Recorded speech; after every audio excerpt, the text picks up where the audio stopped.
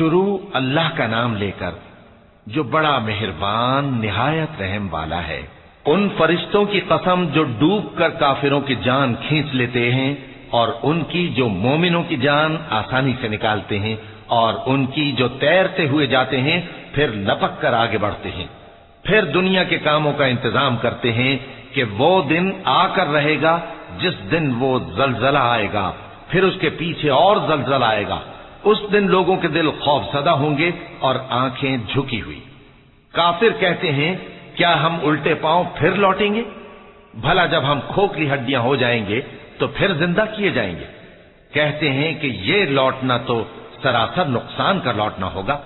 تو بس وہ ایک ڈانٹ ہوگی، اس وقت وہ سب میدان حشر میں آ جمع ہوں گے۔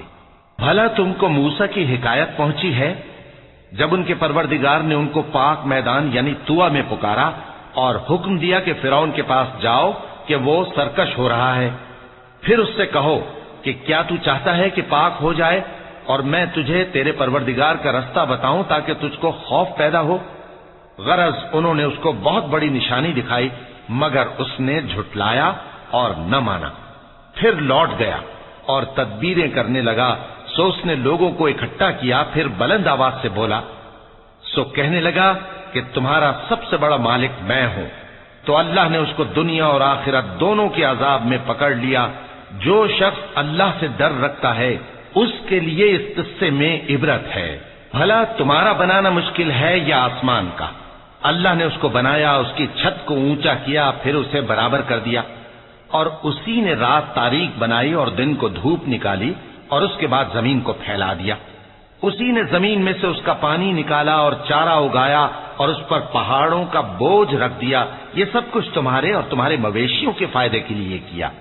پھر جب وہ بہت بڑی آفت آئے گی اس دن انسان جو محنت وہ کرتا رہا یاد کرے گا، اور دوزخ دیکھنے والے کے سامنے لا کر رکھ دی جائے گی۔ اب جس نے سرکشی کی اور دنیا کی زندگی کو مقدم رکھا تو اس کا ٹھکانہ دوزخ ہی ہے، اور جو اپنے پروردگار کے سامنے کھڑے ہونے سے ڈرتا اور نفس کو بیجا خواہشوں سے روکتا رہا تو اس کا ٹھکانہ بہشت ہی ہے۔ اے پیغمبر صلی اللہ علیہ وآلہ وسلم، لوگ تم سے قیامت کے بارے میں پوچھتے ہیں کہ اس کی آمد کب ہے، سو تم اس کے ذکر کی طرف سے کس فکر میں ہو؟ اس کا منتہا یعنی واقع ہونے کا وقت تمہارے پروردگار ہی کو معلوم ہے۔